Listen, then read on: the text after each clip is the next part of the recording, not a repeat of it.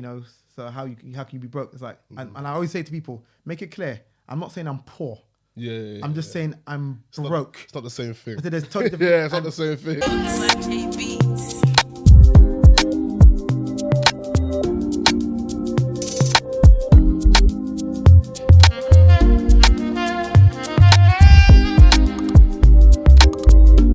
Welcome back to another episode of the Money Ties podcast with CK Talks Money, your boy Clarence K. I hope you're all well.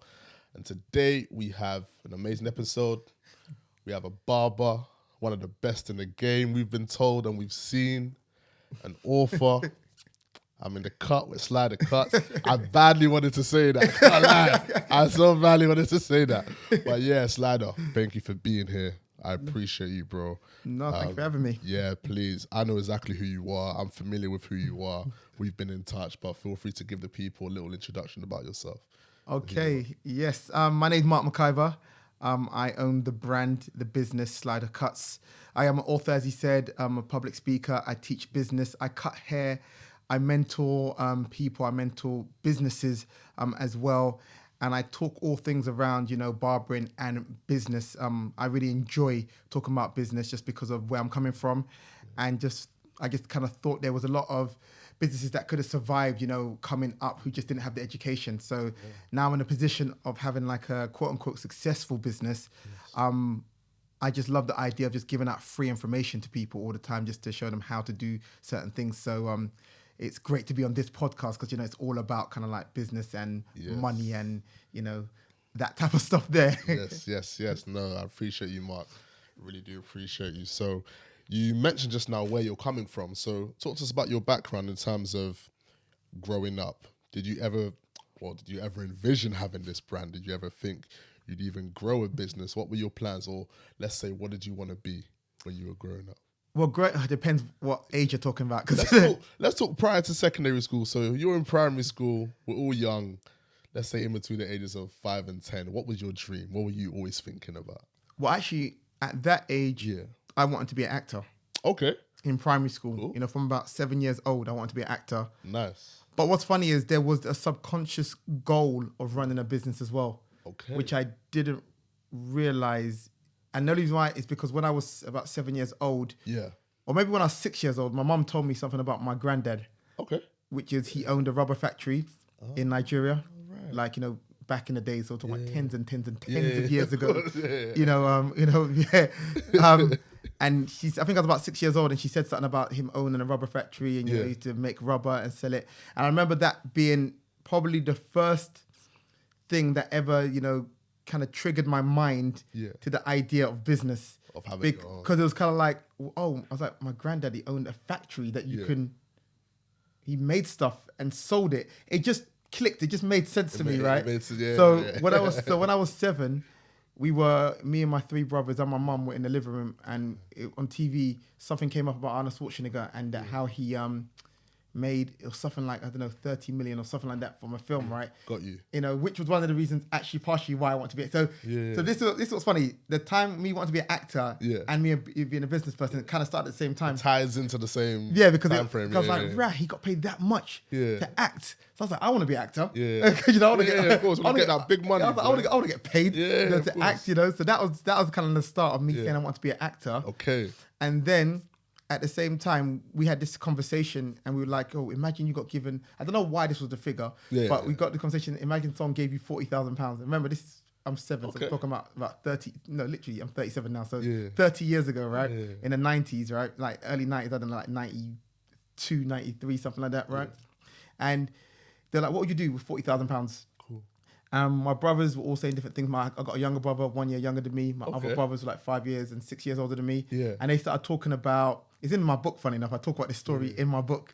And they started talking about, buying video consoles, trainers, just the things kids would actually want to. Stuff, I remember I said I would buy a factory to make stuff to sell. Okay. And they laughed at me. But at that age, they probably would. No, they would because it didn't make sense. It just sounded like doesn't add up. It sounded like I was just saying something stupid to them, right? Yeah. But the reason why I was saying it is because my mom had said to me, my granddad owned a factory. As well. So I was like, if I got that money, I'm going to buy a factory then I'm gonna make stuff. Then I'm gonna make more money. Yeah. You know, I didn't fully understand the intricacies of ins and outs it. Yeah, but I was yeah, like, yeah, buy a factory, make stuff, sell it, make more money. Do you feel like that? 'Cause in my eyes, that's a seed that was planted into you from young. 100%. So do you feel as if that seed allowed you to kind of think in a different way to even, let's say, your brothers? Yeah. Because you were raised together. Yeah. Yet you have two completely different ways of thinking. Yeah. And I'm assuming they might have heard the granddad story at some point as well. But they just thought, I don't know. Maybe they didn't. I don't know. They might not have heard it. No, maybe that's true. That's true. So would you say that played a part then? I think that played a part. That story. Yeah. I think is the seed of all of this. That's why we're here. You see, that story is the seed. I think of all of this that I've done and I'm doing. Yeah. I think it started there. Just with that in that moment. Yeah, because I don't know. It was just like he's my granddad, so he's related to me. He's a blood relative of mine. Because I think it'd have been different if someone would have even said maybe someone else had done that. Yeah. I think knowing it was someone that was kind of connected to me, made me. I think subconsciously made me think, that potentially I could do something like that. Yeah. No, that's amazing, man. Wow. So along those years, how did you? So let's say the seed's been planted now. Yeah. How did you sort of nurture that over time? So let's say you're coming into your secondary school years now. Did that sort of grow as it went along? Did you ever try any businesses along the way in your teen years, or did it kind of just flat out there? How was it? Well, I think what happened was got into being a teenager in secondary school. I did minor things. So like my mum used to sell plantain chips and chin chin. Okay. She used to make chin chin and plantain chips. Yeah. And what used to happen is my mum used to make the chin chin and plantain chips, but then me and my brothers had to do everything else, which was we had to weigh it. We had scales. It sounds dodgy. We had He's not in the kitchen passing it down. Boy, you weigh that one. It was literally in the kitchen around the table. Yeah. And we had different jobs. It would be like, so one of us would weigh it, then and put it into the bag. Then the next person would put the stickers onto the bags. Full on operation. The next person would we had a sealer. You had to seal the bag. Someone would seal the bags. And then you put it away. So because there's four of us. So we'd literally be in the kitchen and be like, okay, cool. Yeah. Sometimes it'd be two of us doing it. Just depends who's around. But we'd all be there like, doing all the packaging and everything like that. And then we'd have to go and deliver it to the shops where she sell it to. Okay. So as a kid, maybe I might be 12, 13. I remember living in like Kentish Town, then we're going to places like Kilburn, to drop it off to this shop, which buy it from my mum and so on and so on. So there were things like that we were doing. And then what I used to do was I used to kind of like, it's not good, but I used to kind of take from my mum's supply and kind of like just put it into like these little, not carry, you get these little kind of like sweet bags. Like little carry bags, sweet bags, right? And I'd put them into those kind of little bags there, and then I just take it to school. So I didn't have the packaging, but I'd have to take it to school and I'd sell it in school. So I'd be like, 50p a bag. A little bag of chin chin. I've always got to shout out Raymond, because Raymond was one of my customers, right, in school, right? A regular customer, And this is because Raymond was, he's white English, right?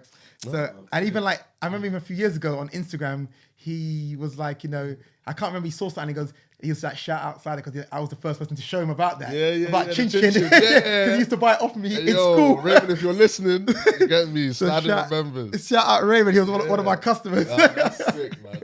That's sick. And I feel as if as young people, we kind of do these things, but were you doing it because you wanted to make money? Or were you just seeing it as, I'm doing it for my mum so I could, by the sounds of it, mummy was the plug. So she's making everything. She's sending it out. She's got shipments. She's got you lot in the kitchen doing whatever. So would you say that your thought process was, I want to make money, so I'm going to sell some chin chin, sell some plantain chips? Or was it just, my mum's doing it, so maybe I should try it at school? You know what? It was just kind of like, it's just kind of like, it sounds so bad, I'm about to say the food is there, but it's like the food is literally just there. And it's just kind of like, it's in a big bowl, like, massive bowl, all made there. Just kind of like, I can just take some and sell it in school. I just trying. And I wasn't making loads of money. I mean, I wasn't like, I wasn't taking like loads of bags. I was talking about course, yeah. a few bags. I was making like £1.50, £2 maybe, you know, £1.50. It was just Income is income. Yeah, it was enough for me at times, Yeah. you know, to just get sweets or a drink. So it wasn't like I was, you know, one day you made 50p, one day I made £1, you know. It was just a thing that you were doing. One day I made no money. I might have given it away. You might even chop it yourself on the bus when you're bored. You're just you know, but it wasn't even about. It wasn't like, oh, I'm trying to make crazy money. Yeah. It was literally about making loose change, just to like, because we didn't, because it's weird. We didn't have no money, so you know, it's just about making loose change just to get basic things of like, you know, a drink. Yeah, it's true. I get you. No, that's amazing, man. Because I remember when we were in school, me and my boy Leon, actually, we'll go to like Tesco. And buy like those Capri Suns or we'll be selling it. Yeah, but you had the plug at home, so you don't need to go to Tesco. But it wasn't always there. That's what's funny. So it'd be like, you know, sometimes it'd be like, right, I'm out for the next year. Because for whatever reason, my mom's not doing anything. It's a drought. They're in a drought. It's a drought. Raymond's annoyed. Everyone's just annoyed. Like, it's lovely. Yeah, this business was not consistent. And I didn't know what my mom was doing. You know, my mom wasn't telling me nothing. It's kind of like randomly one day she's making chin-chin. Okay, cool. I'm back on. There's suddenly 6 months, no chin-chin. So at the time, would you say you saw it? Would you say you saw it as a business, or you saw it as just, I'm helping my mum out? Do you remember how you were thinking at the time when you guys were in the kitchen, you're doing it all together? Would you say you saw it as, oh, this is my mum's business, we are working, or was it just like a fun thing? Did you enjoy it? There were parts of it we enjoyed, but I feel like I'm trying to remember if I got to do it. The part which I wanted to do was the sealing. That was the fun part, when you press the thing down and it seals it. You know, and I think my older brothers, because that machine is hot. Oh, okay. So if you put your finger on it, it seals it. It kind of burns it together. It's hot. Right. Okay. And I can't remember. We must have done it a couple times, but I always remember wanting to do that job there. Yeah. I think we were having more of the boring jobs, which is kind of like, okay. I'll put it into the bag or putting the stickers onto it, you know. But I think there was a part of it that was fun. Yeah.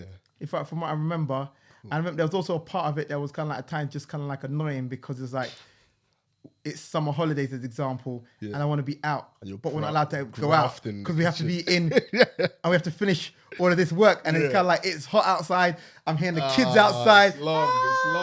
All that stuff, and we're inside working. You're just here like weighing up the thing, stuff. So I know that there was those times there, you know.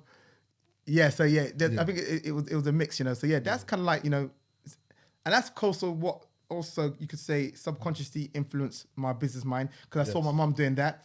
Right. You know, and then I really got into, for whatever reason, so even when I was in school, our year was the first year in the options in year 10 that introduced business. Oh, okay, like business studies sort of. Yeah. So before then, it didn't exist. So when we went to year 10, that was the first year that it was introduced to our school, which was a horrible year because every single person failed. Yeah. Because they didn't know. No, every single person got a U. Yeah. Like ungraded. Damn. In our year, because they just didn't do the course properly. Okay. I actually still remember, as in the way it was taught. Even the subjects they would, I can't explain it. Yeah. But there was something they did right which didn't make any sense, right? Okay. And we were all trying to explain it to the teacher, and the teacher never took it on board. Because basically in the course, they were telling us to compare 1-to-1 with Mercury with Nokia or Mercury. I can't remember which one it was, but I was comparing 1-to-1 with Mercury as a business and stuff like that. And we kept on trying to explain to the teacher. Everyone's trying to explain to the teacher. If anyone from St. Aloysius remembers this, right? you know, shout me if you remember this being part of the argument where we're trying to explain that they're two different businesses. We're trying to say that one was a mobile phone network and the other one was a mobile phone company. 1-to-1's the network. Nokia's a provider. They make phones. I think it was even Nokia or Mercury. Okay, cool. I can't remember. You know, Mercury had the phone, the big phones, the flip phones, and that. All right, cool. I can't remember. It was one of those two anyway. And we kept on explaining, and the teacher just kept on saying, you know, compare the businesses or something like that. And we kept on saying they're not the same. And we were in class saying like, this doesn't make any sense. This doesn't make any sense. We can't compare them. They don't do the same thing. Yeah. And lo and behold, every single person failed. I don't even know if they marked it correctly, this and that, but that first. Yeah, every single person failed. I guess you lot were like the trial. Yeah. To see how it goes. Yeah. So I get that. Yeah, but I was interested anyway as to why I chose that. I was like, business. I was like, yes, I definitely want to do business. So that is a key point that makes me remember, yes, I was into business, because as soon as I saw that, I was like, I want to do business. Yeah. And then I remember just getting into things like, marketing and promotion. I remember like just through my youth club, and they were doing a little events, just like whatever youth club events. We're doing an event on Friday, this and that, just whatever it is. Yeah. And I'd get involved in like working out how we're gonna promote it. I'd go on the streets. I'd be handing out flyers. I'd be like telling people to come. So I really just got involved in all those things there, and I was really interested in that. I remember even like I was MCing back then, and I was part of like an MC crew, and I remember I was the guy in the crew that was always on like pushing us and and promoting us and getting ourselves out there. I remember even getting on Bigger Fish. I don't know if you Bigger Fish was like an under 18s club. I remember speaking to Nee all the time, the guy who owned Bigger Fish, and speaking to him all the time. Then eventually one day got us onto Bigger Fish. So I was like an MC. I wasn't the best MC at all in the crew. But it was kind of like my strength in that crew was actually the business side of things, and promotion and marketing was actually my strength. That was your bag. That was actually my strength in the crew. Like, I would be like, let's get on this radio station. Oh, let's go to this youth club. Let's go here. I'm speaking to this person, I'm speaking to that person. So I was able to kind of exercise my, which I guess my undiscovered passion in a sense, and talent. Even though I kind of subconsciously kind of knew, but I didn't upfront know, this is actually the thing I'm doing. Yeah. I feel this is amazing because the more you speak, I'm seeing more and more how all these experiences slowly direct you to where you are now. Yeah. But one thing that I'm finding that, because when people speak about business, I feel like the statement I hear a lot is, I want to start this business because blah, blah, blah, and I want to make money. Everyone seems to talk about money. Yeah. But when I listen to talks and people say, if you're doing something and your focus is the money, it's the wrong way to look at it. Yeah. So I guess I would then ask you, how important as a whole would you say money is to you, life-wise and from a business perspective? Well, money's important. Like, we can't deny, anyone that says, oh, money's not important, it's just kind of lying. Yeah, of course. Money's important because money is the currency that, especially where we live in this world, part of the world we live in, that's the currency you go by, that's the exchange between you and the thing that you want. And the thing that you want, yeah. So, the money's important. So I don't think that you should ever put like money to the back, just kind of like, oh, don't worry about that, even though I'm, it's important. But what I would say is, if you're starting business, understand that running good business, a byproduct of that will be money. Okay. So when I even tell people not to focus on the money, the reason why I say not to focus on the money is because I'm saying that if you do things correctly, money will come. Yes. So I'm not saying that don't focus on the money because it doesn't matter whether you make money or not. Yeah. Because it does. It's not sustainable. It's It's not sustainable if you're not making any money. Exactly. You can't keep going. Yeah. But it's more so just about running good business. Yeah. The byproduct of that will produce you money. Got you. So the focus should be on doing the project correctly, running the business correctly, getting your products correct. That should be the focus, and then money will come if you do all of those things as a result of that. So that's why you'll see that there's some people who are passionate about what they do, and they never even thought about the money, and they didn't even think about business in any way. They're not even like business gurus or anything like that, and it's kind of like, right, they made loads of money. And it's kind of like, how did you make loads of money? It's because you had the right recipe. And I have this kind of analogy where it's like, sometimes you might be baking an amazing cake and not know it. Right. Because what you put together was a bunch of ingredients that you thought might make something nice. Yeah. Right?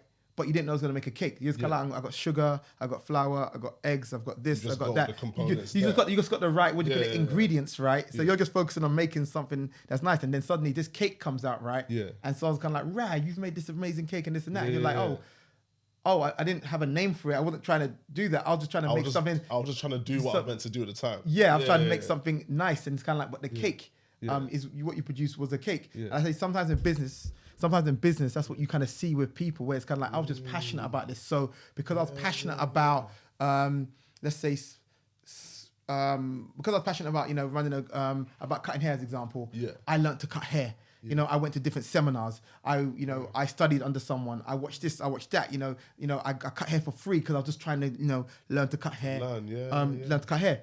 And then, when it came to opening up my own business or renting a chair, stuff like that, I was like, okay, cool, I'm renting a chair now, this and that. Okay, cool, I'm renting a chair. It allows me to do this. I can work as long as I want and this and that and blah, blah, blah. Okay, great, because and you're just focusing on the business. It's just kind of like, okay, great, I can cut this much hair and do it this much time. I can spend this much time on it, but you're not even focusing on money. Or you keep focusing on all the intricacies of the business. Then you're like, okay, cool, I want to cut more hair and this and that. So, okay, how do I put myself out there? Okay, I'm going to put myself out there. Okay, there's Instagram there. Okay, there's Facebook. Oh, there's Twitter. Okay, cool. I want to keep, this is actually my story. I'm going to put myself out there on Instagram. I'm going to put myself out on Twitter. I'm going to put my work out there on Facebook. Okay, Google doing something. I'm going to put myself out there on that. YouTube. Okay, let's put my haircuts out on that. Okay, great. Cause I'm just focusing so much on just kind of like becoming a good barber and put myself out there. And then suddenly all these things come from it. And then you have this cake at the end of it.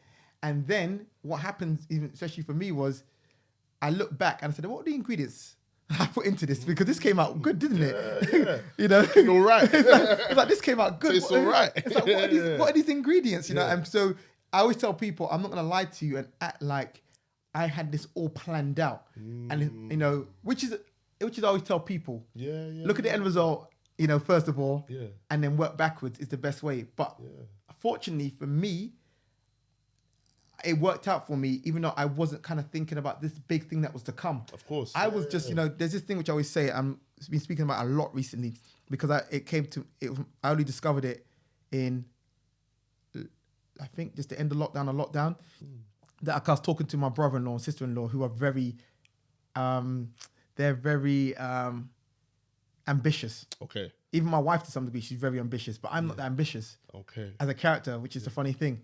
I'm just very driven. Right. Which some people might say, oh, aren't they the same thing? And it's like, no, they're not the same thing.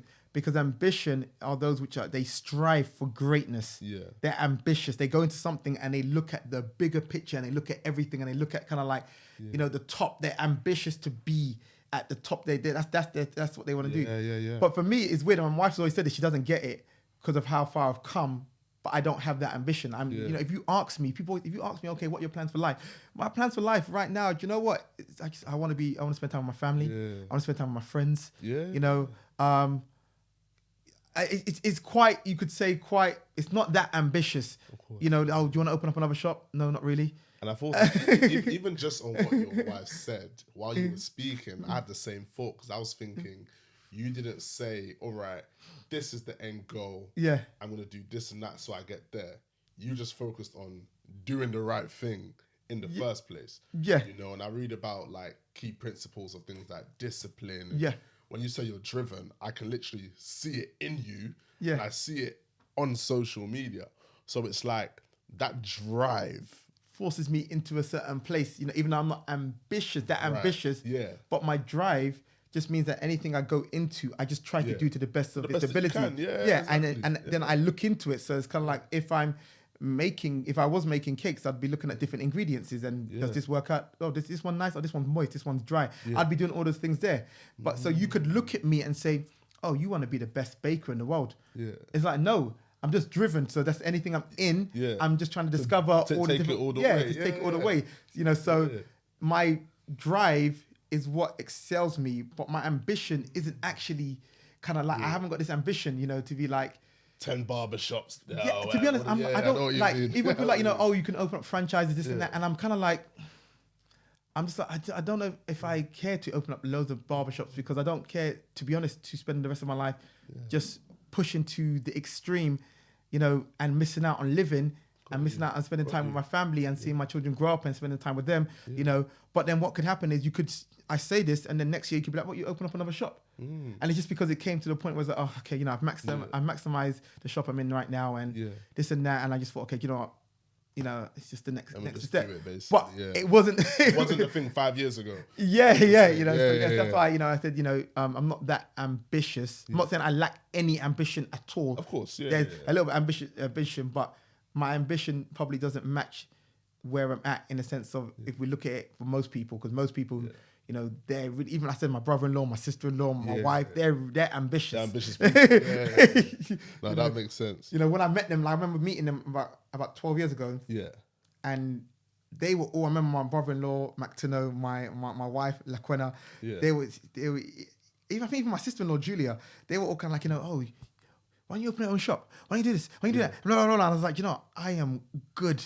I'm comfortable. I'm happy. I'm good. I'm okay. And I feel as if when you build something great, you're always gonna get people saying, "Oh, but you've done so great. Like, why don't you build another one?" Yeah. They don't actually see the stuff that you've had to do to take it. They kind of just see the final product, which is this amazing barbershop, but they don't see the ins and outs.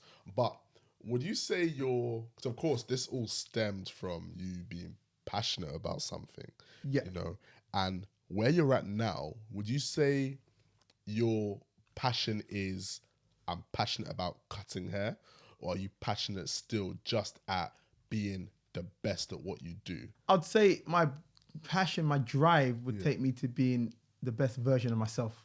Got you. So I'm not deluded, and I'm so clear. I don't like to sell false messages. Of course. You can be the best. You can do this.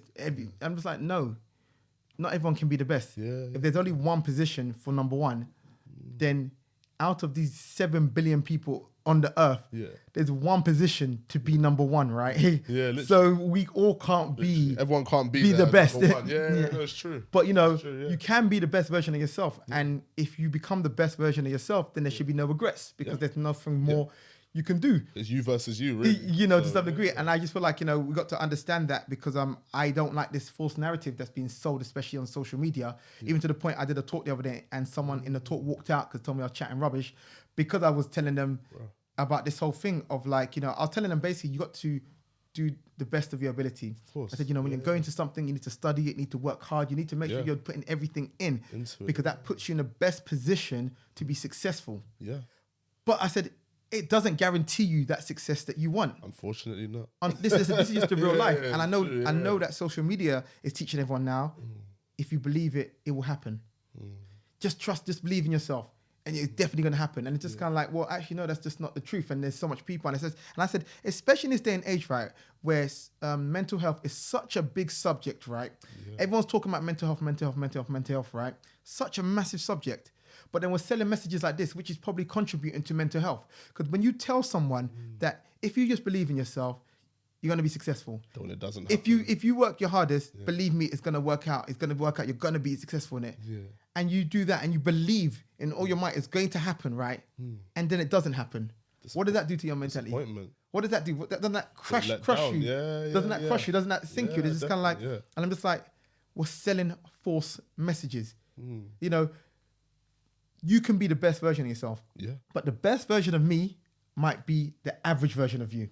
Yeah, because we're different. We're just different. Exactly, But the best version of me in this subject might be the average, might be, the average version of me in this subject might be the best version of you in another in that subject. No, it's true. And I just feel like we just need to get to a place where just understanding that just the reality, and this is what I'm trying to teach people, even all the things I teach people online, it's just about, let's be real. You can be the best version of yourself. So if I go into boxing right now, I'm going to train hard and do what I need to do, right? But that doesn't mean that suddenly I can beat any of the best in the world. Exactly. Because I've worked hard. I've worked harder. I could even be working harder than you. But there might be something about you, whether it's your mentality, whether it's the way you're physically built. That just means that in this particular sport, you just have an advantage over me. It's true. And I think these people need to kind of know that and don't put all your hope into the success of anything, to be honest. If you're going to put your hope in anything, put your hope in becoming the best version of yourself.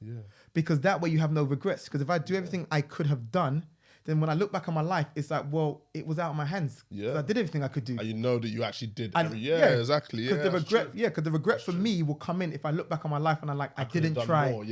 So now I'm in a place where it's like, Fully agree. I might have been able to beat you. If I would have trained properly. But I didn't train. But if I train and do everything like that and I don't beat you, then that's it. You did what you had to do. I did what I had to do, and I didn't win. And on that day, someone else steps up further. And then it's like, okay, move on now, and then it's easier mentally to even move on because like you did everything you could do. No, definitely not. That's amazing, man. I really appreciate that. And on the topics where we talk about sort of, people talk about even mental health and money is another big topic that people discuss. But in terms of one's relationship with money and the way you view your own relationship with money, where would you say that stems from? Is it something from growing up? Is it how you were raised? What would you say? Well, I guess my relationship with money is probably a little bit different. Like even like for me, let's say my little brother who's like 1 year younger than me. The way we view money, the way we see money, the way we deal with money is so different. And the way we deal with money, the way we see money, the way we handle money is so different. Right, raised in the same household. Maybe he didn't hear that story from my mum. I'm starting to think he didn't. I don't think he heard that story. He was playing games somewhere. I don't know. I don't think he heard that story. Right. Yeah. So even now, like as example, so my brother has been in financially better positions than me. Right. We talk about this. Yeah. Like from earlier than me. Right. Yeah. But he hasn't got that thing to invest. Like I'm more free with money. Right. Like I'm quite free with money. Yeah. Like, you know, I'm happy to be broke. I'm happy to have no money. I'm happy to be more than broke. I'm happy to go in the minus, you know, to invest into things. Yeah. Like my whole like life over the last, I don't know, 10, 15 years, let's say, has just been an investment. Got you. You know, being broke majority of that time. Got you. You know, which people always say to me because they see that I maybe have certain things. And when I mean things, I'm not talking about like not watches or this and that. Yeah. But I mean like, you know, it's like, oh, but you got a house. Yeah. And it's kind of like, oh, you know, so how can you be broke? It's like, and I always say to people, make it clear. I'm not saying I'm poor. I'm just saying I'm broke. It's not the same thing. I said there's totally different. Yeah, it's not the same thing. People are like, you're gassing. I'm like, no. You understand this. I'm not one of these people who fake being broke. I'm not one of the people, I'm broke, man. I ain't got no money. I'm trying to be like you, big man. I don't do that. I don't do that. And I always say this to people, I'm not even speaking that to my life. Yeah. If I'm in a good position, I'm not trying to speak in because when you start saying you're broke, and now suddenly you're broke, you know. I said, no, I'm not doing that. I said, if I'm trying to show, because along my journey, even on social media, in real life, I've always seen myself as almost like I'm teaching people and showing people a real life example of what it looks like. Yeah. So I don't want to front to anyone. So I'm like, yes, I own this property. It says, yes, I own this business, but I am broke because I've got more money going out every month. As a result of getting these things, I've got more money going out every month than coming in. So now I'm broke and I'm struggling to find money every month, you know, and, you know, I'm going into Marks and Spencer's this a couple of years ago, going to Marks and Spencer's and I'm declining. You know, I remember kind of. I remember this is a funny story, just off the topic. I was going to Marks and Spencer's a couple of years ago, maybe just right before lockdown, right? Going to Marks and Spencer's, credit card. I bought something, it came up to £15. Yeah, it declined. The woman said, "Oh, maybe you should wipe it because maybe there's something wrong with the finger." I said, "No, I couldn't even bought it in front." I said, "No, there's no money in it." I was just hoping. Trying it on. You know, and what's funny is we'll talk about at a stage when, you know, this is, I'm not saying like I'm some big name, but this is at a stage where it's kind of like, this is Slider Cuts who runs this successful business and, it's all perception. And, you know, and, you know, and I remember I had to call my wife and say, look, I need a transfer right now because I'm at the till. I'm at the till. And I need to quickly tap into the online banking. I didn't have the energy to even front to the lady and be like, as if I'm wiping it off, and I'm like, it works now. It's long. I'm tired. It's long. I can't be bothered, right? I ain't got no money. Oh, man. But you know, but as I say back to me and my brother, he's very safe. Okay. So my brother's kind of like, he would save up, like if let's say he's gonna spend, I don't know, £100,000. He wants to save up £1 million. He wants to almost be like, okay, cool. When I spend that money, I'm not really risking, you know, and that might be exaggeration. Maybe, I don't know, maybe let's say £500,000 he might want to save up to be like, I'm risking that £100,000. But, you know, okay, cool. I've got the other £400,000. He's very, very much like, he doesn't want to spend money until he's got way over it. So he can cover. So he's covered and he's to justify it. Spending it. But me, I'll have £100,000 and spend £150,000. Got you. So I'll spend £150,000 and then borrow £50,000 to put into a project. Yeah. So in business and things like that, even though my brother has been in positions because he's a good saver, like he's a very good saver, to be able to do things before me. Like I bought a property before him, you know, but he should have bought a property before me. And we always talk about it because he was in a position to do so, but he didn't want to risk it at the time. He didn't feel comfortable. So after I risked it, you know, and put it in, and he saw, it works, this and that, blah blah blah. Then it's kind of okay, cool. I'm gonna do it. I'm gonna do it. You know, you go try it first. Basically, let me know how it goes. Basically, so that's how he kind of deals with money. It's more safety. Like he doesn't like that feeling of being, there's zero. I have no money. Like I have no money. You know, like, you know, I can't. Yeah. He doesn't like that feeling. You know, but I've lived in that place for the last, I guess, 12 years, 13. What is it that you think makes you comfortable with that? I understand in order to expand, you have to stretch, and stretching is painful. Yeah. You know, if you want to become more flexible, It's true. so you can, your extension is it stretches a lot further. You have to stretch, and if anyone's stretched when you exercise, it's not comfortable. You have to get to a place of it being painful for actually to be beneficial. If it's not painful and it's not uncomfortable, then you're not stretching properly. You know, so I understand in order to push yourself past, you know, your natural ability or your kind of like natural kind of like circumference or stuff like that, you're going to have to, you know, really stretch yourself, you know. Or what happens is, as example, you have, I'm using figures, I'm just making up figures, guys. It's not like these are real figures which we have. Or else you have like, you know, £500,000. You invest £100,000, you make, example, you know, let's say, I don't know, £200,000 from that, right? And, you know, extra, let's say you make extra £200,000. So now it's kind of like, okay, now you're worth, I don't know, let's say £800,000. Cool. So you've worked within your realms of what you can do, and there's nothing wrong with that at all. There's nothing wrong with that at all. But then someone takes that same £500,000, right, and invests it all. They could lose it all, 100%. But now if they make double that, now they've made $1 million. Now let's bring it down to real figures now, because those figures that are kind of like, people might be like, well, why would you risk all of that type of money? So that might not make sense to people. So let's bring it down to real figures. So we bring it down to real figures. You have £5,000. This is a kind of a real figure in our society that someone can save, or you can get a loan. You can get a loan from a bank and stuff like that. This is kind of like, I think, a sensible figure to talk about, right? So you have £5,000, right? And it's kind of like, well, do I, in order to make that into something that actually can kind of keep bringing fruit to your life, you can't just say, well, I'm going to take £1,000 out there and just invest potentially that. You're likely, if you're going to want to buy a house, you want to set up a business, you're going to have to spend that whole £5,000 and maybe a little bit more.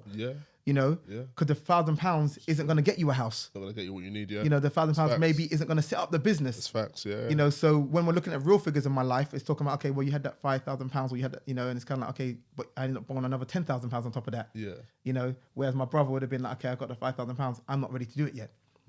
So I'm going to wait till I can save up £20,000 or £30,000, then I'll spend the 15. Then he'll do that. The £15,000. But my thing is, if I'm trying to get ahead, I'm trying to push forward, and I'm trying to get to where I need to get to, I know I need £15,000 to set up this thing. Okay, so I've saved up, let's say £5,000 as an example, or £2,000, whatever it is.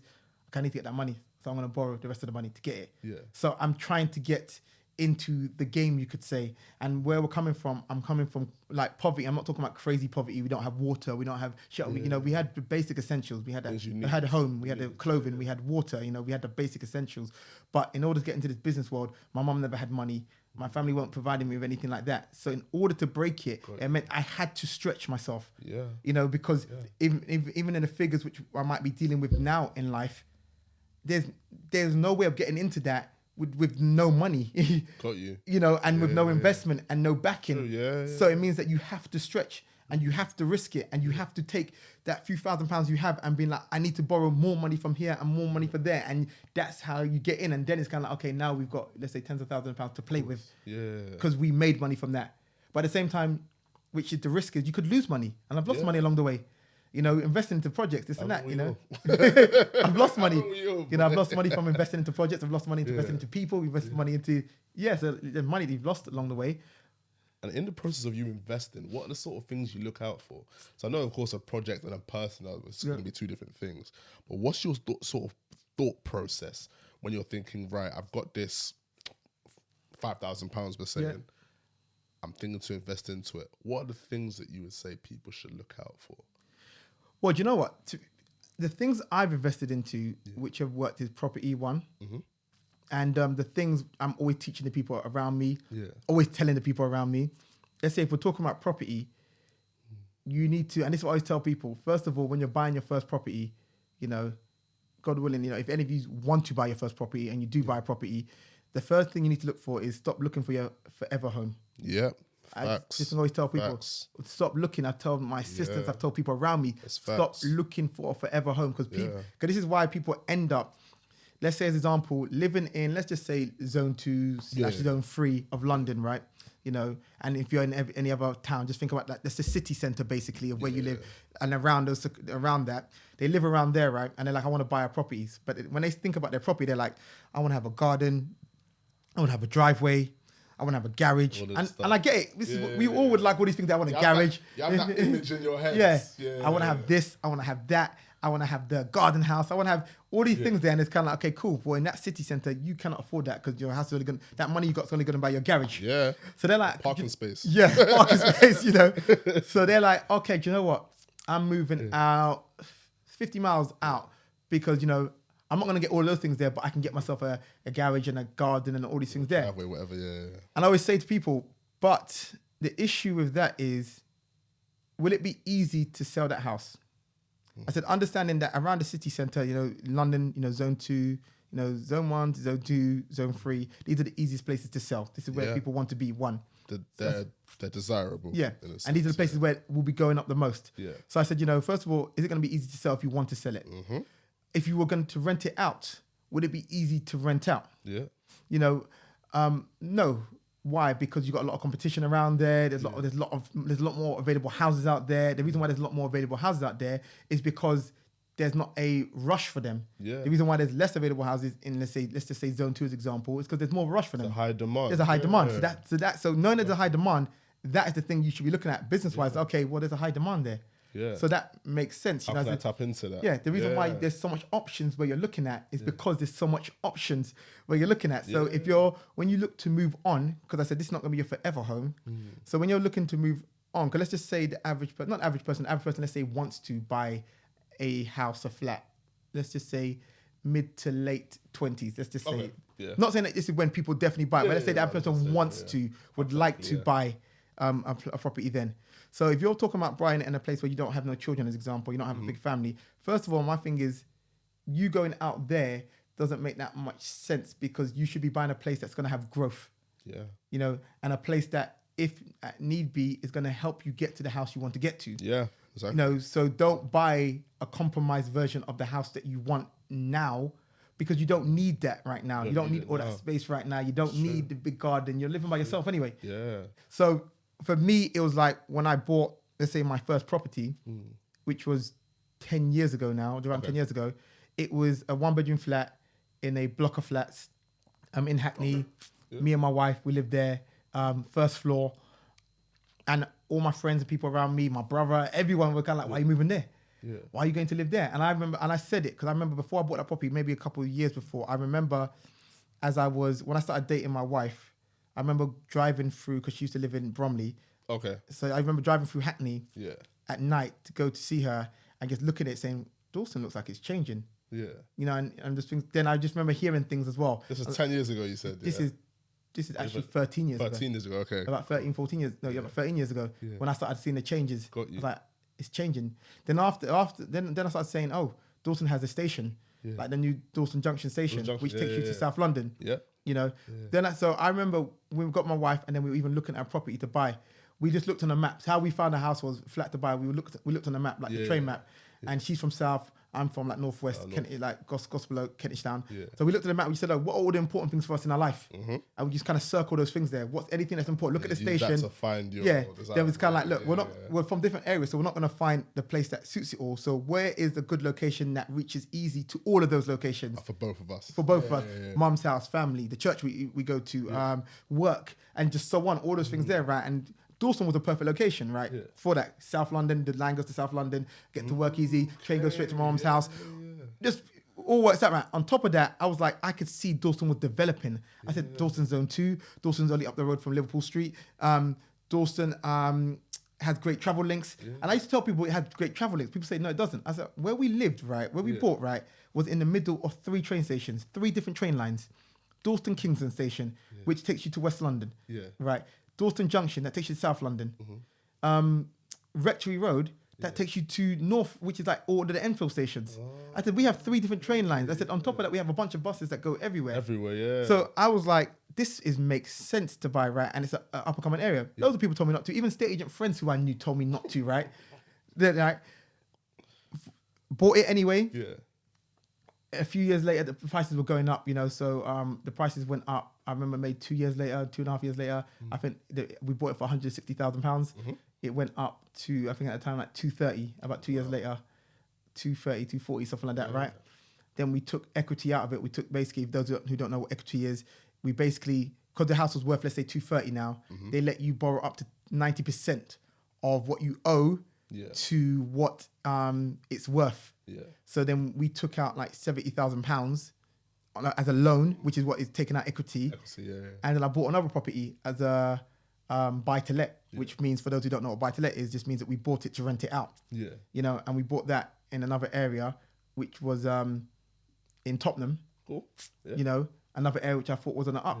Because I remember saying to people, after the riots especially, I was like, nobody wants to live in Tottenham. Yeah. And everybody in Tottenham, was had that stigma. Yeah, I remember if anyone, you can ask anyone that comes up to me even now, I preached it in the barbershop the whole time, openly. I said, if you've got money right now, any money, buy in Tottenham. Because Tottenham is at its bottom right now. It can't go anywhere. I'm not saying it's going to have the crazy growth and it's going to triple your money, this and that, but I said, but you're buying it at its bottom. That's when you should buy somewhere. What made you think like that? I guess I'm observant. I'm a thinker and observant. So that's what, when I say I'm not even like ambitious, I'm not thinking like in this ambitious way, but I'm just thinking about the logic. Just thinking, it's at its bottom. Yeah. Like it can only go up. Surely it's going to go up. Yeah. Even if it just gradually goes up, it's only going to go up. So for me, it was kind of like, at its minimum, you're not going to lose your money. It might just steadily just kind of like just stay as it is. Yeah. You're not going to really like lose out. You're not going to lose out. How much cheaper can it go? Nobody wants to live there now anyway, right? So to make it clear, I wasn't kind of being like, oh, let's capitalize off the tragic situation that happened within Tottenham. It was just simply a situation of where's the next place to buy, and thinking about someone who hasn't got money. Where can you afford? Exactly. But the issue was people who had no money, or very little money, they're like, I don't want to live in Tottenham. And I'm like, so instead you're moving way out. And I'm saying you're missing a trick, because you're moving out. You live in that area. London, you're moving out. Man. I'm like, you're moving out, but you don't realize you've got a gem you're sitting on. So you should actually buy in that area. And I understood why some people, especially where they live in Tottenham, they're like, listen, I live here. I don't want to. Like, I know what it's like. I don't want to be here no more. The same thing with Hackney. People like, and I'm just saying to people, but you're not realizing that you're not looking at the gem you're sitting on, basically.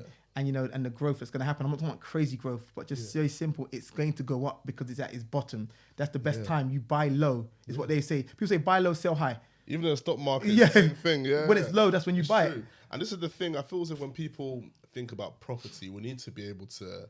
I'm so glad you're saying this, bro, because guys, I've been speaking to you guys about property mortgages for ages. Today, this is Slider Talks Money.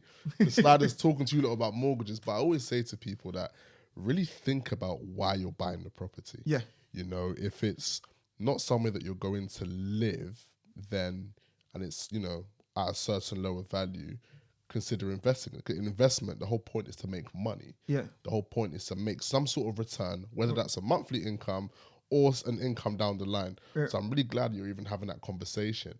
But I think one thing that's crazy for me is that you were thinking that way, but nobody else was.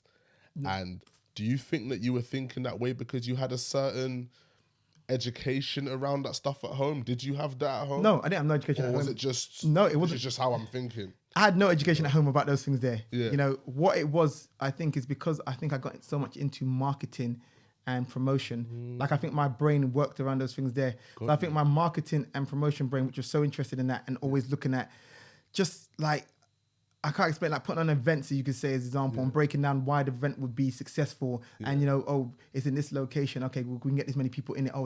We can get 50 people in there. So we just need to get 50 people in there. Yeah. Okay, how do we get 50 people in there? Okay, this and that. Okay, the best place. Okay, if we put it there, it's going to be easy for people to get to. Yeah. And because of that kind of promotion brain, I think it was that same kind of brain and marketing and promotion brain that actually was looking at the properties in that same way. Yeah. So when I was looking at properties, I was like, well, this property, I think is going to go up. Why? Because I said the Olympics is coming to around Hackney. I said, it's got a new train line. Yeah. That means there's more people that can come to this, come here. It's easy to get to the city. And those are the things which I was basing it off. And here's the thing, I wasn't educated in properties. Yeah. I have no clue about properties at this time when I'm doing it. When I'm buying my first property, I'll give people a joke. I didn't even know what a remortgage was. Wow. When I bought my first property, up until 2 years after it, I still didn't know what a remortgage was. Wow. I remember people kept saying to me, "Are you going to remortgage your property at some point?" I used to say no. I thought it sounded like a negative thing. I was like, no, I'm not going to remortgage my property. So the reason why I'm saying this to people is to understand I've done this with no actual kind of like crazy knowledge of like that. knowing properties. I don't know anyone who bought a property. you. Like the way I end up buying you know how I bought a property? Very simple. Yeah. Like this was the journey for me buying a property. I saw my wife. I remember, well, she wasn't my wife. She wasn't my girlfriend at the time. I saw her in church, but we had been talking a little bit. And I remember looking at her across church, and I said, "You know what? I'm gonna marry that woman." I remember we were speaking. I said, I'm gonna marry that woman. Pastor Slider, you prophesied it in the house of God. Hope you're not listening. You know what? Man looked and said, You're my wife. You're my wife. And as soon as I said that, right, I was like, rah, I live at home with my mum. I was like, where are we going to live? I started thinking about my children. And this is what I always tell people, even about marriage. The thing about marriage and commitment, what it does for you, for men especially, it changes your thought process. Because up until that point, I'm living for myself. As soon as I thought about bringing a partner in, as like my wife, and then I started thinking, well, we're going to have children at some point. Where are we going to live? Are we going to support them? This and that. I started thinking of all these things there, right? So I was like, the next day, that was a Sunday, the next day I went into work. And I said, okay, so I need to think about the process of getting a house now. I just said, who knows about properties? I just remember there was a customer who I remember, I think I've heard him say something about properties. I saw him, I said, I remember his name was Dean actually, big up Dean. I said to him, oh, you've done a mortgage before, you know about mortgages, right? He's like, yes. I said, what's a mortgage? How do you do it? You know, another customer, how you do a mortgage? I just kept on asking questions. So I'm saying this to let people know, I have no like clue about these things. Not like I knew about these things. I was educated. I literally just started asking questions. How do you do a mortgage? What do you do? Oh, so I have to put in money. Okay, then what? I just speaking to a bunch of different people, and then suddenly you're speaking to a broker, you're speaking to a bank, you're speaking to all these, just asking for information. And I like that because when we talk about our community not having enough knowledge, the first thing people say is, "Oh, we weren't taught it in school. We didn't get it taught." But for me, it's like the generation we're in now, information's out there. Ask the questions. You can literally just walk up to a man on the road and say, "Yo, you have this car. Please tell me how did you get the car on finance? Did you?" You can literally speak to people. And I feel as if it's so important because even you being sat next to me is as a result of literally speaking to people. And I feel as if sometimes we feel as if we're either, I don't know, if I can use the word shy maybe, or embarrassed maybe, or maybe feel like or sometimes you feel like you're supposed to know. So you don't ask questions. Exactly. You think, I should know. Like, I should know that. Or it's a stupid question. Let them not think I'm dumb. Or, you know what I mean? It's important, man. It's so important.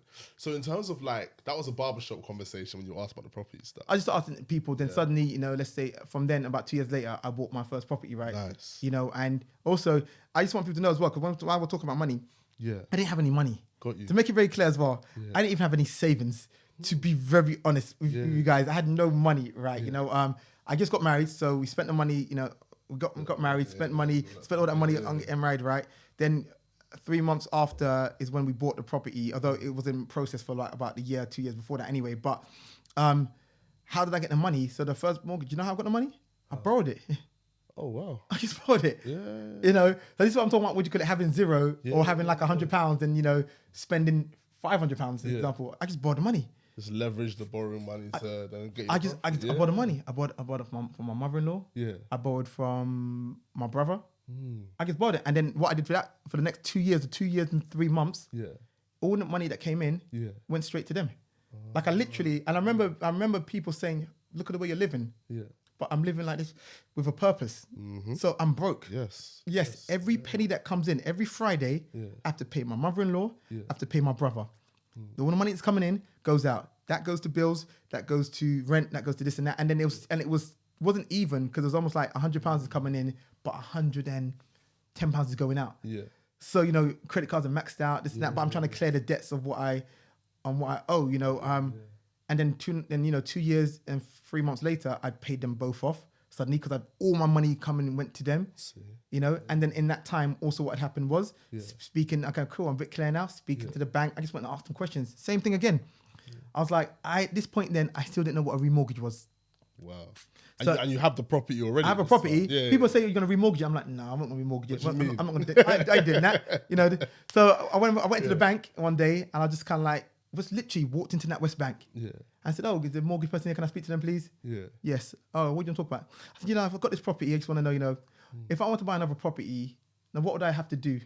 Like, what do I need to do? And, how much would I need? How much do I need to earn? Just asking questions. Just asking questions. And they're like, you can do this, you can do that. And I think that's how I discovered the whole equity thing. Yes. Because I just ask questions. They explained it to you and stuff. And then you can take money out and this and that. I said, oh, so I can take money out of the property. So how much money could I take out? Yeah. If it's worth this, it's worth that. I said, oh, for real. So remember, I went in there with no clue of what was coming out of it. I went there just to ask questions on how to. Just to see. Yeah. I came out of there within the next year, I bought the Tottenham property. Nice. I had zero. I've just come to a place where I've just cleared my debts. Yeah. Yeah, it was, because I remember it's 2 years and 3 months later. Yeah. Then about 7 months after that, Yeah. I bought the Tottenham property as a buy-to-let. Why? Because I took the money out of the property, used it as a deposit on the Tottenham property. Yeah. Now, it takes risk because people are like, but what about if it doesn't work out, this and that? I was just like, I just looked at the rental market. I said, whatever the case is, I'm renting it out. Yeah. The rental, and this is what people don't understand, the rent I was getting from the Tottenham property covered the mortgage on the Tottenham property. It also covered the loan I'd taken out from my other property. For the Dorset one as For the well. Dorset, the loan I'd taken out, it covered it. Yeah. So it was £800. Then it was £800. I remember my mortgage was £800. The loan I took out was costing me about £400-500. Yeah.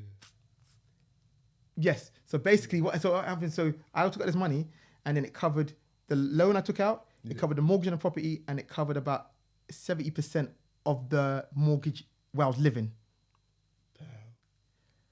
All because and that's or maybe because 50-60% of it. So basically, I put myself in a position where I'm now even in a better position as a result.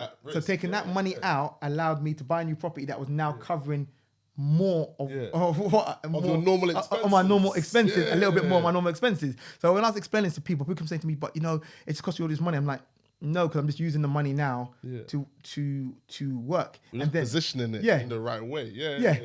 And then but then I remember I borrowed money on top of that from to fix up the property. I remember I had to borrow £20,000. Then I paid that back over a year or whatever it was, or more, whatever it was. Because I had to fix up the property to make it really rentable. Got you. Right? That's why it rents out easy, because I fixed it up. Yeah, it rents out easy because the inside it's a rundown block, but the inside of it looks nice, so it rents out easy, and it's a good location. It's near the station. And then I took money out from there. I took money out from there. After about a year, 2 years, 3 years, something like that. 3 years, I took money out because it went up. Yeah. I took money out from there and I put it down towards buying another property. Okay, cool. And then I was in a position at that point where the rental I was getting from the 2 places I was renting out was covering everything. Right. Do you realize it was covering everything? It was covering my 3 mortgages, and it was covering the 2 equity loans that I had taken out. Then I ended up having to sell one of the properties because when I'd opened up my business, the shop, the debts were just kind of like, because the shop cost me a few £100,000, literally, of money I didn't have again. So I always like to tell people this because it's understanding that it frees the real. It makes people understand that, because when you hear people talk about money, you can always think to yourself that, they had all this backing, they had all this money, they came with this, how can I do that? And that's why I like telling people my story, because it's like, actually I had no money. I was just willing. That's the real. And let me make it clear, not because I believed in what I was doing. I did believe in what I was doing, but I just don't like that statement when people just say just believe, because no, it's not just belief. It's more than that. The belief is backed up by some facts. Action. And I said this on a podcast the other day where I said that you don't just cross the road blindfolded and say, I believe a car's not going to hit me. Exactly. That if someone said that to you, you'd say, are you stupid? You're mad. Are you mad? But if the person said to you, actually, no, I crossed the road blindfolded knowing a car was going to hit me, because the road that I crossed has a dead end on both ways. Cars aren't actually allowed into that space there. So, if a car's going to come into that space there, it may be an ambulance, the police, this and that. They're the only people which are allowed through there, this and that. And they start giving you this back, and you'd be like, oh, okay. So I can see why you cross the road with blindfolded, because yeah. the facts are saying that it's very unlikely that you get hit by a car. Very low chance. It's a low chance of getting hit by a car. Exactly. You know, so that's why you cross the road blindfolded. You know, and that's the back end. And I feel like people just say just believe, and it's like, no, don't just believe. Yeah. Believe on the basis of the facts which are underneath you and the foundation and the things that you're actually doing and the things you've researched to do it. So when I say I believed in what I was doing, but based off what I was researching. So I believed that the original property, which I sold now, you know, because I had to, because the debts on the business was getting too much. I was like, I need some cash, because right now things are about to all crash. But I believe, because I looked at the areas I looked at it was in zone 2. I looked at the travel links. I looked at the people that would be renting in there. So I was like, okay, and I looked at where it was at. And I looked at, you know, the growth of the area. I said, okay, I believed it was going to go up because of these facts. Your due diligence, you know, I believe Tottenham was going to go up because I looked at where it was at, and I just said, okay, it can only go up from here. You know, I didn't know how much it's going to go up, but I said, you know, at least I feel like the money's secure in there, because it's not really going to go down right now. So I believed, off the basis of that, I believed my business was going to work out, because I had built up Slider Cuts as a brand at that point to a place where I had done so much research, in the sense of, like, I was working in a barbershop where I was co-managing a barbershop. I had filled up a number of people's chairs, and I was still busy. I had trained up barbers. I'd done so much stuff, right? So when I went to open up my business, the reason why I believed it was going to work is because even I had something to look at and say, look, from this chair, this is what I have done. Yeah. You know, I know my following, I know this, I know the stats of this and that. So I believe my business is going to work out for that reason. Not just I believe. It's not blind belief. Yeah, it's not just I just believe. And then I invested into these things and they've worked out. And I feel as if that whole, and you mentioned these Instagram clips or whatever they are, and I see them sometimes where it says, just have to believe in you, and I do see them, and I feel as if that's just the age of content we're in now. Just to put something out for likes and for comments, but it's not really something that's really going to edify you or give you any sort of action towards it. So one of my final questions is, as someone who is where you are, let's say I'm a, young barber, I'm 15 years old, I follow you on Instagram, or I just want to open a business. What are the 2 top tips or principles you would give me? What would you say? You said you want to open up your own business eventually? Yeah. It doesn't have to be a barbershop. Could be anything. Study the craft that you're in. Okay. That's the first thing I'd say. Is obviously, that sounds cliche and that sounds obvious, like study the craft you're in, but many people don't. So I'll give you the reasons to why. And I speak to many young barbers who say, oh, I want to open up my own shop. Like, to be fair, loads of barbers say to me they want to open up their own shop. Loads of people who aren't barbers say to me they want to open up their own shop, because they think it's a simple business model. Simple business thing, and I always tell people, study the craft. Study it. People will, as example, because you don't have to study anything and because you don't need no licenses, you can just open up a barbershop, as example. People just do it. So for that reason, they don't actually study the industry they're in. But you wouldn't do that if you were going to, I don't know, you couldn't do that being a doctor, as example. You couldn't do that being a dentist. You couldn't do that because you're made to have to go through certain things, right? But my thing is, treat this business like any one of those businesses. Got you. Do your due diligence, as you were saying, if you're going to do it. So young barber or young person, you want to open up your own business, study the craft you're in. And a side point to that as well is work within that industry before you say that I want to be an owner in that industry. Because I've spoken to different people, young people, about this before. Like, I remember one young black guy saying to me he wants to open up a rental company. Got you. I said to him, okay, cool. You know what you should do? And he was talking about, I want to open up, I got the money now, money's not a problem, this and that, all that kind of stuff there. I said, well, you know what you should do? So go shadow someone who owns a rental company. Just say to them, look, go speak to a bunch of people, say, can I shadow you? You don't have to pay me. I'll be a runner for you. I'll help you out. I'll get you coffee. You do this. I'll work for free, minimum wage, whatever it is, right? But I just want to learn. I said, do that for 6 months. I said, do that for 6 months. He said, I ain't doing that. I said, but why not? He goes, I'm not like working for nobody and this and that. Because he's seen it as, I've got the money. So why am I working for someone why am I doing something? I'm like, but you're going now into an industry that you know nothing about, because because from the outside it seems like a simple business model of lease some cars, rent them out. Yeah, but you don't know the intricacies. You don't know intricacies. Yeah, that's true. So it's like, so study it, study the craft / work within that industry. So you can, and if you've got that mindset that you want to own one day, then the questions you ask will be relevant to that end goal of like, oh, why are you doing that? You might be working for me saying, oh, why did you do that? Oh, what's that bill you had to pay? Yeah. Oh, why is that? And why is this? You're learning and you're working from it. So study / work in the industry which you want to go into. And the second point, I would say, although that is actually 2 points actually. Yeah, no, it is. We could do that. Study it and then work within it. Get some work experience. Get work experience within the industry. Yeah, there's 2 points. No, that's key, man. I appreciate that, Slider, man. And another very important topic that me and my friend were talking about that I said I would definitely ask you. Yep. And we like to call it the trim inflation. Yeah. We have a bet. We said in 5 years, how much are we going to be paying for a trim? I said £70. He said 60. How much you pay now? I'm paying 30 now. Okay. Yeah. So we were reminiscing on the times where £10 was a full haircut. Yep. £5 was a shape up. We'll Yeah. just go. Mum and dad will send you to the barber shop. £10, you come out with a fresh thing with a nice little pattern in the hair. So where do you think trims will be the next 5 years? Well, it's funny because Yeah. my haircuts are £50 Cool. right now. If I do £45, £50, depending with beard or no beard. Yeah. The early morning ones are £60, £65 now. Cool. That's the early morning haircuts. Yeah. You know, so yeah, they're kind of like now Yeah. with me. Although people might be like, right, your prices are high, you're mashing this and that. I don't work that many days either to make it. I do like 2.5, 3 days now, you know, a week, you know. But yes, I think in 5 years, will they be?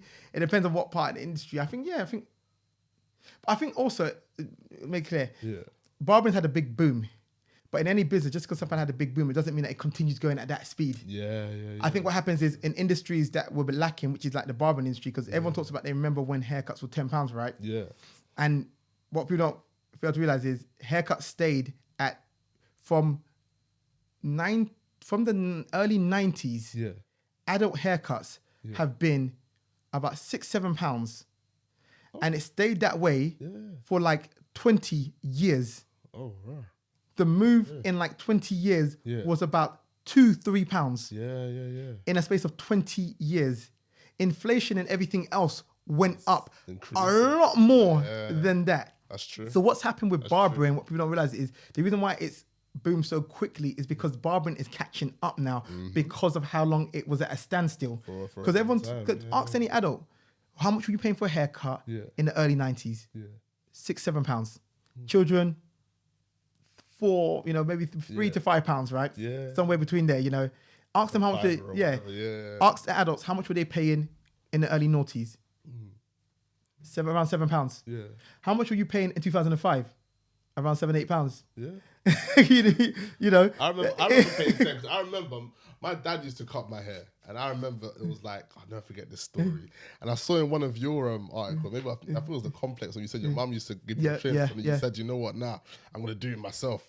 And I remember saying to my dad, I want to go to the barbers, man. And the guy was like, okay, what do you want your hair to look like? He had a picture of Usher Raymond on the wall, and I said, give me that one. And that was, no, you're right. It might have been about £8-9 initially. I don't think it was even 10. Yeah, that's what. Yeah, £8-9. Yes, I'm saying. So in a space of like 20 years, in a space of like 20 years, barbering went up by about £2-3 in 20 years, but the shop rent went up a lot more than that. There was where in the shop I was co-managing before, the rent was going up every year by £100 every year. The electricity was going up, everything was going up. So what happened is barbering started realizing it wasn't a respected industry. So what happened was instead it had this big boom quickly, where it's kind of like it shot up now. So it feels like in 2 years we're going to be paying 100, and in 5 years we're going to be paying £300. But no, bills for a trim. But what's just happened is it's just kind of like it's going fast because it's just catching up to where it should have been going naturally with everything else. But it's not going to be like, it's going to keep at that pace. Go mad, everything comes to a place where it has to kind of stabilize. Plateau, and I think that's what's happened with barbering. I think it's come to a place now where it's going to be, it's kind of stabilizing now. But I think clients are a little bit uncomfortable where it's like anticipating it, like, okay, I've got to look after me. You probably get that though, like, bro, I've been coming in for years, like, look after man. Because you know where else? Get that a lot. You know what else it could happen with? African and Caribbean takeaways. Because it's the same thing. African and Caribbean takeaways, they have forever been around £5-6 for takeaway meal, right? Yeah. You know, and if they up their prices by 50p, everyone goes crazy. Newsletters, WhatsApp. Can you believe this and that, right? They're selling jerk chicken for £10. You know, that is true. So what happens is, even in those businesses, what happens is there's a pressure for them to stay at a low rate because of the backlash they get. Yeah. You know, so what could happen is you could see restaurants where it's kind of like, takeaways are now £10, or takeaways are now in a Caribbean or African place, you know, is now let's say £12, right? Let's say £12, right? And you might be like, right, how could it have gone so quickly in a short space of time in a few years from £6 to £12? But then you got to look at it. Nando's was originally £5 something for half chicken and chips. Now that's when I was 17. £11 now, yeah. When I was 17, 18, that's how much it cost. Yeah. Now it's about £12, right? Yeah. So they've doubled at the time. Yeah. Caribbean places were about £5 back then. Now they're like £6, £6.50. Yeah. And do you feel like this is a problem we have in our community? Because I feel as if we speak about wanting to help black businesses grow, help black businesses increase, but as soon as a black business asks you to pay more, you want to complain about it. You know what I mean? People just talk rubbish. Let me just tell you, a bunch of fake online activists. Yeah, no, for real. People just talk rubbish. You don't need to be shouting all over line about help black businesses do this and that, blah blah blah. Yeah, you just need to actually go invest yourself. Action. You know, do you it just need to go there and not stop asking for discount. It's true. Stop complaining. And it's the thing, you complain about a African or Caribbean place selling food for £7, £7, and then go to Nando's and spend £12. And this, I'm not saying don't go eat in Nando's. I eat in Nando's. I'm just trying to say the comparison of how you happily spend more there. But then, and the reason why you view it that way is because stop trying to be an online activist and work on your own mindset. Because obviously you do value your own businesses yourself. To shake your hand on that one, bro. You know, and that's what I'm real. And also That's I make real. it clear. You know, I know we've gone over time, but I make it clear this mindset a lot of us have, and we're embarrassed to talk about it. I'll tell you a story of how I had the same mindset. I want to hear it, boy. This was before I met my wife, actually. So this is a while ago now. This was 15 years ago. I was out with my friend Nigel I'll do the real story as well. I'll tell you the restaurant it was and everything like that. I was in Savannah Jerks. It's on Wardour Street in West End. Okay. Me and my friend Nigel went out there. Yeah, I hadn't met my wife yet. So about 15 years ago. I met my wife about 12, 13 years ago. So it's like 15 years ago, right? Just a friend of mine. We're just out, right? Yeah. Now, over the last maybe year, 2 years, right? This was a nice Caribbean place, right? We used to go there, but every time I went there, I didn't go there all the time. Maybe I went there every 6 months, for example, right? Got you. But it felt like every time I went there, the prices went up. So I remember when I first went there, right? It was £6, £7, which was kind of like, okay, cool. It's a little bit more expensive than the other Caribbean eat-ins, which we go to. But it's West End, I guess. So it's kind of like, it's about £1. It's £1.50 more. Slightly justified. It's £1.50 more, you know. It's kind of like, it's luxury, it's nice in there. So like, cool. Yeah. Love it. You know, like the food, everything like that. Yeah. So in there, every time I went there, I was like, right, it's gone up. It's like, £7 now. Okay, cool. Went there another time. Yeah. Oh, it's like £7.50 or £8. Oh, cool. Went there another time. It's like £10, whatever it is, you know, went there another time. So this is over a few years, right, of going there, right? Yeah, increasing. Went there with my friend this day, right? Yeah. My friend Nigel, Savannah Jerks, Wardour Street, it's not there anymore. Yeah. And it was like maybe £11 something now, right? Looked at the prices. I said, this place is taking the mick. I said, nah, they keep upping their prices. I said, nah. I was like, nah, they're taking the mick. I said, nah, I'm going back to those. I said, no. I said, no. I'm not having it. I was like, Nigel, nah, they're taking the mic. Let's bounce. Let's go. We're not having this. Yeah. So we were sitting down. Yeah. We stood up. We weren't rude to them. Yeah. We said, oh, sorry, no, sorry. We just, no. We just like, whatever. We didn't say nothing really. Just kind of like, sorry, we're going, right? I thought I walked out like I was on some, like a walkout. We're not having this no more. Strike. I felt strong in my heart. Like I was standing up for something that was righteous. I was like, yes, I'm out. I'm out. Yeah. No, I'm not standing for this. But you want to keep upping your prices. You're taking the mick. So we walked down Wardour Street and we going to different places. We're like, where should we go to? This and that, blah blah blah. Looked at a couple of places. Looked on the walls. Oh, that place is £20-something, blah blah blah. Yeah. End up in TGI Fridays, right? Yeah. Me and him went in TGI Fridays. Put the menu down. I'm looking at the menu. I'm like, oh, so the meal, burger, chips. Chicken burger, chips, this and that. £20. Hey. With a drink. Oh, this is going to cost about 20. Burger? I was like, oh, it's going to cost us about 25, 30 pounds. I remember looking at the prices like, oh, it's going to cost about 25 pounds maybe. Crazy. One drink, this and that. And I started thinking to myself, okay, looked at a couple other places. It's not going through my head at this moment. I'm looking at the menu, thinking to myself, You just cut out over £11. I was like, they're the cheapest in this area. Yeah, man. Yeah. This is the thing. I'm like, they're the cheapest. We were on the table, Yeah. and he's looking there, and I think he's thinking a similar thing. I'm like, they're the cheapest in this area. Literally. So I was like, should we go back? So we stood up, right? Go back? We went back. we went back.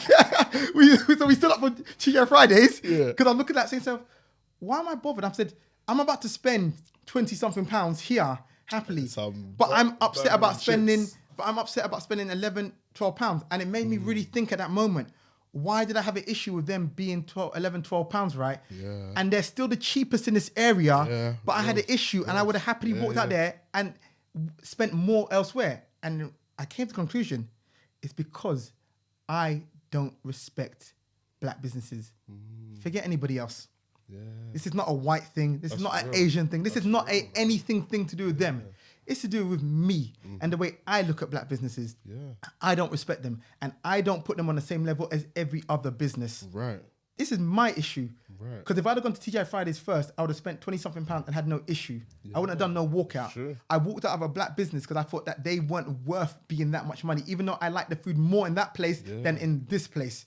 I didn't think they could be even half the value of them subconsciously straight away. It took me going from there to the other places to make me realize. So I was like, what am I thinking? It's the way I'm looking at businesses, you know, and a lot of us think that way, you know, we don't realize it, you know. So I sat there happily, paid the money happily, probably tipped as well, because I was just kind of like, I need to check myself. Yes. I have an issue with the way I look at black businesses, you know. So I need to put them on par with the rest of them, because why can't I said to them, actually, why can't they be charging even 20 something pounds? Because I love the food. Yeah. They can charge. actually like it as well. I like it. Exactly. So if I like it equally as much as this over here, or even more, then what's why the can? difference? Then what would be the issue if they charge? That's And true. that was the point. That's true. That my Very mindset true. just clicked and just changed with the way which I saw businesses, and that's when I started talking about it to other people from my experiences, understanding that I was thinking that way subconsciously, not even knowing it. Yeah. And I feel like that's a culture thing. That's something that as a culture, as a generation, as a demographic, even we need to change that, man. Because we've heard it said so many times that even your brethren will be selling something or doing something. You'll be like, oh, bro, come on, man, look after me on a little. But you'll go somewhere else. You'll go to And pay double. You'll pay double for it. That's why I pay more to people I know. Yeah, that's real, that's bro. why. Man. That's why I tell people ask anyone that knows me. I take no discounts from people I know. Yeah. People say you can give me a discount. I said no. I said only give me a discount because I need it. If you're my friend and I need it because I can't afford it, stuff like that, that's when friendship kicks in. It's different. Because you now need to help me. Help me out. Because you're helping me out because I'm in a situation.